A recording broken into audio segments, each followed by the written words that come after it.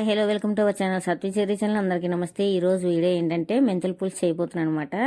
ఈ రోజుల్లో ఈ మెంతుల పులుసు చేసుకుంటున్నారో లేదో తెలియదు కానీ ఆ రోజుల్లోనైతే ఒంటికి చలవని మాత్రం కంపల్సరీ చేసుకొని తినేవారు. ఇంకా మేమైతే మాత్రం ఈ మెంతుల పులుసుని అయితే కంపల్సరీ మంత్లీ ఒకసారి అయితే చేసుకుంటాము.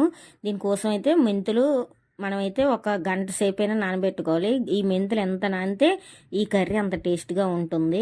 నేనైతే మాత్రం ఒక 50 గ్రాముల మెంతుల్లాగా నానబెట్టుకున్నాను. ఉల్లిపాయలు అయితే కొంచెం ఎక్కువే పడతాయి ఈ కర్రీలోకి. ఆ ఉల్లిపాయలే టేస్ట్ వస్తాయి. మెంతులు ఎంత టేస్ట్ వస్తుందో ఈ ఉల్లిపాయలు కూడా అంత మనకి గ్రేవీ అనమాట.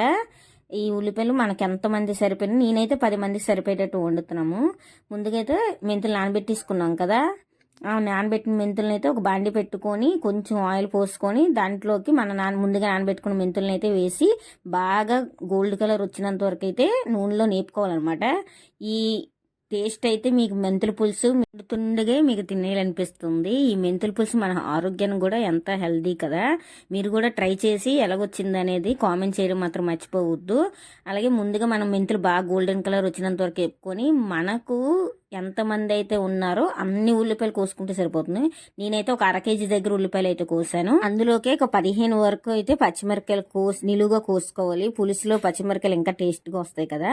ఈ పచ్చిమిరపకాయలు ఉల్లిపాయలు గోల్డెన్ కలర్ వచ్చినంత వరకు వేపుకొని ఒక 4 టమాటీలు అయితే కట్ చేసుకొని ఈ కర్రీలోకి యాడ్ చేసుకోవడమే. ఇంకా ఇది నా దగ్గర చాపర్ ఉంది కాబట్టి నేనైతే చాపర్లో వేసి కొంచెం మెత్తగా కొంచెం గ్రేవీలా కావాలనేసి చాపర్లో వేసాను. మరీ అంత ఫైన్ పేస్ట్ లా కాకుండా ఫైన్ గా చాప్ చేసుకోవాలన్నమాట.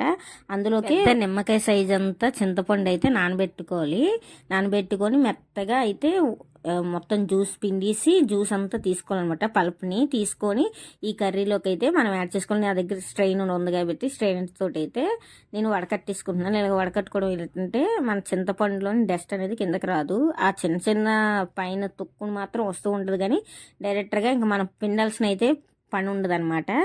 బాగా ఉల్లిపాయ టమాటీ పచ్చిమిరపకాయ అయితే బాగా మగ్గిపోయి అందులోకి కర్రీకి సరిపోయినంత కారం వేసుకోవాలి. నేనైతే 4 స్పూన్ల నుంచి 5 స్పూన్ల వరకు వేసాను. ఒక గుప్పుడైతే కల్లుప్పు అయితే వేసాను అనమాట కర్రీలోకి. మనం ఇప్పుడే కదా కారం వేసాము, అది పచ్చివాసన పోయినంత వరకు అయితే మనం కారాన్ని ఈ ఉల్లిపాయలు పచ్చిమిరపకాయలు టమాటీలు అయితే బాగా ఏగన వల్ల కారంలోని పచ్చివాసన పోయినంత వరకు వేసుకున్న తర్వాత ముందుగా మనం చింతపండు పలుపు తీసుకున్నాం కదా, ఆ చింతపండు పలుపుని అయితే అందులో వేసుకోవడమే. నేను చెప్పాను కదా ఇది 10 మందికి చేస్తున్నాం అనేసి. నాకు ఉట్టి చింతపండు పులిపే చాలదు కాబట్టి నేను వాటర్ కూడా ఒక 4 నుంచి 5 గ్లాసుల వరకు అయితే వాటర్ యాడ్ చేసుకుంటున్నాను. ఎందుకంటే ఇది 10 మంది కాబట్టి ఈ వాటర్ వేసింది బాగా మరగబెట్టుకోవాలి. చూసారు కదా ఎంత బాగా మరుగుతుందో. మీకు ఈ మరిగిన స్మెల్లోనే మీకు తినేయాలనిపిస్తుంది, అంత టేస్ట్గా వస్తుంది. ఎవరైనా సరే తప్పకుండా ట్రై చేయాల్సిందనమాట. మనకు ఈ మరిగిన మరుగులోనే ఈ స్మెల్ వస్తుంది కదా, అందులో తినేయాలనిపిస్తుంది. అందులో కంపల్సరీ బెల్లం మాత్రం వేసుకోవాలి. బెల్లం వేసుకొని ఫైన్గా చాప్ చేసుకున్నటువంటి కొత్తిమీర వేసుకొని సర్వ్ చేసుకుని తిన్నాం. ఆయిల్ కూడా పైకి తేలిపోయింది కదా, కర్రీ అయితే బాగా రెడీ అయిపోయింది. మనకి కర్రీ ఎలా రెడీ అయిందని తెలుస్తుందంటే ఆయిల్ తేలుతుంది అనమాట పైకి. చూసారు కదా, ఈ చల్లారనిచ్చాక వేడివేడి అన్నంలో వేసుకుంటుంటే సూపర్ ఎమ్మీగా ఉండే మెంతుల పులుసు రెడీ అయిపోయింది.